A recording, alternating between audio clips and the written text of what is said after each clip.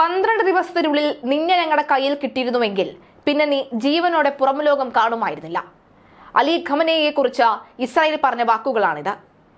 ഖമനേയിയെ കൊല്ലാൻ ശ്രമിച്ചിരുന്നു, അതിനുള്ള എല്ലാ പദ്ധതികളും തയ്യാറായിരുന്നു. 12 ദിവസത്തിനുള്ളിൽ ഖമനേയിയുടെ തലയെങ്കിൽ കണ്ടിരുന്നെങ്കിൽ ഞങ്ങൾ തല എടുത്തുകൊണ്ട് ഇസ്രായേലിലേക്ക് വരുമായിരുന്നുള്ളൂ എന്നുള്ള പ്രസ്താവന നടത്തിയിരിക്കുകയാണ് ഇസ്രായേൽ.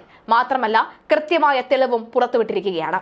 ഇറാനുമായുള്ള യുദ്ധത്തിനിടെ ഇറാന്റെ പരമോന്നത നേതാവ് അയത്തുള്ള അലി ഖമനേയിയെ വധിക്കാൻ ഇസ്രായേൽ ശ്രമിച്ചിരുന്നു എന്ന വെളിപ്പെടുത്തലുമായി പ്രതിരോധ മന്ത്രി ഇസ്രായേൽ കാറ്റസ് രംഗത്ത് വരുന്നു. എന്നാൽ അതിനുള്ള അവസരം ലഭിച്ചില്ലെന്നാണ് അദ്ദേഹം പറയുന്നത്. ഇന്നലെ സംപ്രേഷണം ചെയ്ത ഒരു ടെലിവിഷൻ അഭിമുഖത്തിലാണ് കാറ്റസ് ഇക്കാര്യം അറിയിച്ചത്. ഖമനേയിയെ തങ്ങളുടെ മുന്നിൽ കിട്ടിയിരുന്നു എങ്കിൽ ഉറപ്പായും വധിക്കുമായിരുന്നു എന്നാണ് അദ്ദേഹം വെളിപ്പെടുത്തിയത്. ഖമനേയിയെ ഇസ്രായേൽ സൈന്യം ഒരുപാട് തിരഞ്ഞു എന്നും എന്നാൽ അതിന് കൃത്യമായ അവസരം ലഭിച്ചില്ല എന്നും കാറ്റസ് കൂട്ടിച്ചേർത്തു. അതായത് ഇസ്രായേൽ രഹസ്യ അന്വേഷണത്തിന് ഖമനേയിയെ കണ്ടെത്താൻ കഴിഞ്ഞില്ല എന്നതാണ് വസ്തുത. ഖമനേയി എവിടെയുണ്ട് എന്ന് അറിയാമെന്ന് അമേരിക്കൻ പ്രസിഡന്റ് ട്രംപ് വീമ്പ് പറഞ്ഞിരുന്നു. ഇത് ശരിയാണോ എന്ന സംശയവും ഇത് ഉയർത്തുന്നുമുണ്ട്. ഇറാനേക്കാൾ വ്യോമ മേധാവിത്വം ഇസ്രായേലിന് ആണെന്നും വ്യോമാക്രമണത്തിലൂടെ അവരുടെ ആണവ പദ്ധതികൾ തകർക്കാൻ ഒരു ബുദ്ധിമുട്ടും തങ്ങൾക്കില്ലെന്നും അദ്ദേഹം അവകാശപ്പെട്ടു. ഇതിനുള്ള സമഗ്രമായ നയം തന്നെ ഇസ്രായേലിന് ഉണ്ടെന്നും കാറ്റസ് വ്യക്തമാക്കി. ഇറാന്റെ സമ്പുഷ്ടമായ യുറേനിയം മുഴുവൻ എവിടെയാണ് എന്ന് ഇസ്രായേലിന് അറിയില്ലെന്നും അമേരിക്കയും ആക്രമണത്തിൽ പങ്കുചേരുമെന്ന് അറിഞ്ഞത് കൊണ്ടാണ് പിന്നീട് ആണവ കേന്ദ്രങ്ങൾ ആക്രമിക്കാത്തത് എന്നും പ്രതിരോധ മന്ത്രി വെളിപ്പെടുത്തി. ഖമനേയിക്ക് ഇസ്രായേൽ വധശിക്ഷ തന്നെയാണ് വിധിച്ചിട്ടുള്ളത് എന്നും അദ്ദേഹം ഏതോ അജ്ഞാത കേന്ദ്രത്തിലെ ബങ്കറിൽ ഒളിച്ചിരിക്കുന്നത് കാരണം തങ്ങൾക്ക് കണ്ടെത്താൻ കഴിഞ്ഞില്ലെന്നും കാറ്റസ് സമ്മതിച്ചു കഴിഞ്ഞു. അതായത് ഇസ്രായേൽ രഹസ്യാന്വേഷണ വിഭാഗമായ മൊസാദ് ഖമനേയിയെ കണ്ടെത്തുന്നതിൽ പരാജിതനായി എന്ന് സാരം. ഇസ്രായേൽ തന്നെ വധിക്കുമെന്ന് മനസ്സിലായിട്ട് തന്നെയാണ് ഖമനേയി ഒളിവിൽ പോയതെന്നും കാറ്റസ്. ഖമനേയി സ്വന്തം സൈനിക കമാൻഡർമാരുമായി പോലും ഇപ്പോൾ ഒരു തരത്തിലും ബന്ധപ്പെടുന്നില്ലെന്നും കാറ്റസ് ചൂണ്ടിക്കാട്ടി. അങ്ങനെയാണ് തങ്ങൾക്ക് ഖമനേയിയെ പിടികൂടാൻ കഴിയാതെ പോയതെന്നും കാറ്റസ് വ്യക്തമാക്കി. ഏകദേശം 700-ൽ പരം ചാരന്മാരാണ് മൊസാദിന്റേതായി ഇറാനിൽ ഉണ്ടായിരുന്നത്. ആ 700 ചാരന്മാരുടെ കണ്ണിൽ വെട്ടിച്ചുകൊണ്ടാണ് ഖമനേയി ഒളിച്ചിരിക്കുന്നത് എന്നുള്ളതാണ്. ഈ 700 ചാരന്മാരും പല തരത്തിലുള്ള പദ്ധതികളിൽ ഏർപ്പെട്ടവരാണ്. അതായത് ഇറാന്റെ സൈനികരായും ഇറാന്റെ ഈ ഭരണസമിതി അംഗങ്ങളായും ഇറാന്റെ നയതന്ത്ര വിദഗ്ധരുമായും ഒക്കെ തന്നെ അടുത്തിടപഴകുന്നവരായി മാറിയാണ് ഇവർ ചാരപ്രവർത്തനം നടത്തിക്കൊണ്ടിരുന്നത്. അതുകൊണ്ട് കൃത്യമായി എവിടെ എന്തൊക്കെ ഉണ്ട് എന്നുള്ള കാര്യത്തിൽ കൃത്യമായി അറിയാൻ സാധിച്ചുവെങ്കിലും തല, അതായത് പ്രധാനപ്പെട്ട ഇറാന്റെ തല എവിടെയാണെന്ന് മാത്രം ആർക്കും ഒരു പിടിയുമില്ല.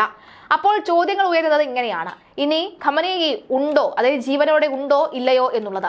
നേരത്തെ ഉള്ള ഇസ്രായേലിന്റെ ഏതെങ്കിലും തരത്തിലുള്ള അറ്റാക്കിൽ ഖമനേയി കൊല്ലപ്പെട്ടിരുന്നോ, അല്ലെങ്കിൽ രോഗാവസ്ഥയിലുള്ള ഖമനേയി മരണപ്പെട്ടിരുന്നോ എന്ന് തുടങ്ങിയ വാർത്തയും ഉണ്ടായിരുന്നു. അല്ലെങ്കിൽ അങ്ങനത്തുള്ള സംശയവും ഈ ഘട്ടത്തിൽ ഉയരുകയാണ്. പിന്നെ കഴുകൻ കണ്ണുമായി നടക്കുന്ന മൊസാദിൽ നിന്ന് എങ്ങനെ ഖമനേയി ഒഴിഞ്ഞുപോയി എന്നുള്ള ചോദ്യമാണ് ഇവിടെ വരുന്നത്. എന്തായാലും ഇത്തരമൊരു നടപടിക്ക് ഇസ്രായേൽ അമേരിക്കയുടെ അനുമതി തേടിയിരുന്നോ എന്ന ചോദ്യത്തിന് ഇത്തരം കാര്യങ്ങൾക്ക് തങ്ങൾക്ക് അനുമതി ആവശ്യമില്ല എന്നായിരുന്നു മറുപടി. ഇസ്രായേൽ ഇറാൻ യുദ്ധം തുടരുന്ന സമയത്ത് അമേരിക്കൻ പ്രസിഡന്റ് ട്രംപും ഖമനേയിയെ വധിക്കുമെന്ന് ഭീഷണി മുഴക്കിയിരുന്നു. പരമോന്നത നേതാവ് എന്ന് വിളിക്കപ്പെടുന്നയാൾ എവിടെയാണ് എന്ന് അറിയാമെന്നും അയാളെ വധിക്കുക അമേരിക്കയ്ക്ക് നിസ്സാര കാര്യമാണ് എന്നും ട്രംപ് പറഞ്ഞിരുന്നു. എന്നാൽ തൽക്കാലത്തേക്ക് കൊല്ലേണ്ട എന്നാണ് തീരുമാനിച്ചിരിക്കുന്നത് എന്നും അമേരിക്കൻ പ്രസിഡന്റ് വ്യക്തമാക്കിയിരുന്നു.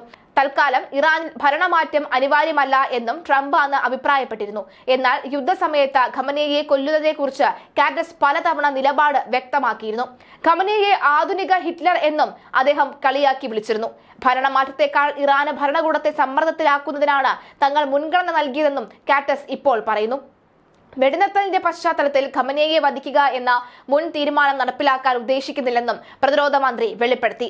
അതേസമയം ഹിസ്ബുള്ള തലവനായിരുന്ന ഹസൻ നസ്രുള്ള ബങ്കറിനുള്ളിൽ കൊല്ലപ്പെട്ടതുപോലെ ഒരു വിധി ഖമനേയിയെയും കാത്തിരിക്കുന്നുണ്ട് എന്ന സൂചനയും കാറ്റസ് നൽകിക്കഴിഞ്ഞു. അതായത് ഇനി ഖമനേയിയുടെ ശവമഞ്ചം തയ്യാറാക്കി വെച്ചിരിക്കുക തന്നെയാണ്. അതിനകത്തേക്ക് ഖമനേയിയെ എടുത്തിട്ടാൽ മാത്രം മതി എന്ന് വീമ്പിളക്കുകയാണ് ഇസ്രായേൽ. ഇസ്രായേലിന്റെ വീമ്പിളക്കലല്ല, ഇസ്രായേൽ പറഞ്ഞാൽ പറഞ്ഞുപോലെ ചെയ്യുന്ന ജൂത രാജ്യമാണെന്ന കാര്യത്തിൽ ആർക്കും സംശയമില്ല. പക്ഷേ അപ്പോഴും ഖമനേയി ഇത്തവണയും രക്ഷപ്പെട്ടിരിക്കുന്നു. ഇറാന്റെ കണ്ണുകളിൽ നിന്നുള്ളതാണ് ഖമനേയിയുടെ ആയുസ് വർദ്ധിപ്പിക്കാൻ കാരണമായി മാറിയിരിക്കുന്നത്. ഇറാന് നേരെ അമേരിക്ക നടത്തിയ ഓപ്പറേഷൻ മിഡ് നൈറ്റ് ഹാമറുമായി ബന്ധപ്പെട്ട വിവരങ്ങളടങ്ങിയ പെന്റഗൺ റിപ്പോർട്ട് ചോർത്തിയ വ്യക്തിയെ തേടിക്കൊണ്ടിരിക്കുകയാണ് വൈറ്റ് ഹൌസ്. ഇറാന്റെ ആണവ കോട്ടയായ ഫോർഡോ ഉൾപ്പെടെ 3 പ്രധാന ആണവ കേന്ദ്രങ്ങളിൽ ബോംബുകൾ വർഷിച്ചതിന് ഏതാനും മണിക്കൂറുകൾക്ക് ശേഷം ഡിഫൻസ് ഇന്റലിജൻസ് ഏജൻസി തയ്യാറാക്കിയ റിപ്പോർട്ടാണ് പുറത്തായത്. തിങ്കളാഴ്ച ഇറാനും ഇസ്രായേലും ആദ്യം വെടിനിർത്തലിന് സമ്മതിക്കുന്നതിന് മുമ്പാണ് റിപ്പോർട്ട് ചോർന്നത്. പിന്നാലെ ആരാണ് റിപ്പോർട്ട് ചോർത്തിയത് എന്ന് തനിക്കറിയാമെന്ന് പറഞ്ഞുകൊണ്ട് രംഗത്തെത്തിയിരിക്കുകയാണ് അമേരിക്കൻ പ്രസിഡന്റ് ട്രംപ്. യാതൊരുവിധ തെളിവും ഇല്ലാതെ തന്നെ ഡെമോക്രാറ്റുകൾക്കെതിരെ ആരോപണം ഉന്നയിക്കുകയാണ് ട്രംപ് ചെയ്തിരിക്കുന്നത് എന്ന വിമർശനവും ഉയരുന്നു. ഇതുമായി ബന്ധപ്പെട്ടവരെ പ്രോസിക്യൂട്ട് ചെയ്യുമെന്നും ട്രംപിന്റെ ഭീഷണിയുണ്ട്. ഇറാനിലെ ആണവ കേന്ദ്രങ്ങൾക്കിലേക്കുള്ള പെർഫെക്റ്റ് ഫൈറ്റിനെ കുറിച്ചുള്ള വിവരങ്ങൾ ചോർത്തി നൽകിയത് ഡെമോക്രാറ്റുകളാണ്. അവരെ പ്രോസിക്യൂട്ട് ചെയ്യണമെന്നാണ് ട്രംപ് ട്രൂത്ത് സോഷ്യലിൽ കുറിച്ചത്. എന്താണ് പെന്റഗൺ റിപ്പോർട്ടിൽ പറയുന്നത്? ഓപ്പറേഷൻ മിഡ്നൈറ്റ് ഹാമറിന് പിന്നാലെ ഇറാന്റെ പ്രധാന യുറേനിയം സമ്പുഷ്ടീകരണശാലയും രാജ്യത്തിന്റെ ആണവക്കോട്ടയുമായ ഫോർഡോയെയും പൂർണ്ണമായും ഇല്ലാതാക്കിയതായാണ് ട്രംപ് തുടക്കത്തിൽ വാദിച്ചത്. എന്നാൽ DIA തയ്യാറാക്കിയ പ്രാഥമിക റിപ്പോർട്ടിൽ പറയുന്നത് തുടക്കത്തിൽ അവകാശപ്പെട്ടതുപോലെ ആക്രമണങ്ങൾ ഇറാന്റെ ആണവ പദ്ധതിയെ തടസ്സപ്പെടുത്തിയിരിക്കില്ല എന്നാണ്. ഇതോടെ റിപ്പോർട്ട് ലോകമാകെ ചർച്ചയാകുകയും ഇത് ട്രംപിനെയും അമേരിക്കയിലെ മുതിർന്ന ഉദ്യോഗസ്ഥരെയും പ്രകോപിപ്പിക്കുകയും ചെയ്തു. റിപ്പോർട്ട് അപൂർണമാണെന്നാണ് ട്രംപ് ഭരണകൂടവും വാദിക്കുന്നത്. CIA, നാഷണൽ സെക്യൂരിറ്റി ഏജൻസി എന്നിങ്ങനെ മറ്റ് ഇന്റലിജൻസ് ഗ്രൂപ്പുകളിൽ നിന്നുള്ള സംഭാവനകളില്ലാതെയാണ് DIA റിപ്പോർട്ട് തയ്യാറാക്കിയിരിക്കുന്നത് എന്നാണ് റിപ്പോർട്ടുകൾ പറയുന്നത്. ഇത് പ്രാഥമിക വിവരങ്ങളെ മാത്രം ആശ്രയിച്ചാണെന്നും പൂർണ്ണമായ വിലയിരുത്തൽ ആയിരുന്നില്ല എന്നും വൈറ്റ് ഹൌസ് പറയുന്നു. ഒരു ദിവസത്തെ ഇന്റലിജൻസ് വിവരങ്ങളുടെ അടിസ്ഥാനത്തിലാണ് ഇത് നടന്നത്. ആക്രമണത്തിന് തൊട്ടടുത്ത ദിവസമായിരുന്നു അത്. അതിനാൽ വ്യക്തമായും പൂർണ്ണമായ ഒരു വിലയിരുത്തലല്ല എന്നും മുതിർന്ന ഉദ്യോഗസ്ഥനെ ഉദ്ധരിച്ച് ന്യൂയോർക്ക് പോസ്റ്റ് റിപ്പോർട്ട് ചെയ്യുന്നുണ്ട്. ഇറാന്റെ സമ്പുഷ്ടമായ യുറേനിയം ശേഖരണം ഫോർഡോയിൽ മാത്രം കേന്ദ്രീകരിച്ചിട്ടില്ലാത്തതിനാൽ അതിൽ ഭൂരിഭാഗവും അമേരിക്കയ്ക്ക് സ്പർശിക്കാൻ പോലും ആയില്ല എന്ന് യൂറോപ്യൻ ഇന്റലിജൻസ് റിപ്പോർട്ടുകൾ ഉദ്ധരിച്ച ഫിനാൻഷ്യൽ ടൈംസ് പറയുന്നതായി റോയിറ്റേഴ്സ് റിപ്പോർട്ട് ചെയ്യുന്നുണ്ട്.